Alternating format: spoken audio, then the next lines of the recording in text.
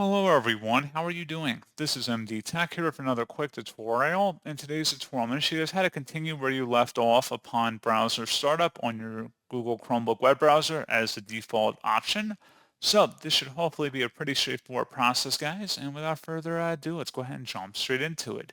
So all I have to do is open up the browser and select the menu icon up at the top right, and then go down and select settings at the bottom of this list. On the left panel, select on startup, and then select continue where you left off, and that's all you have to do.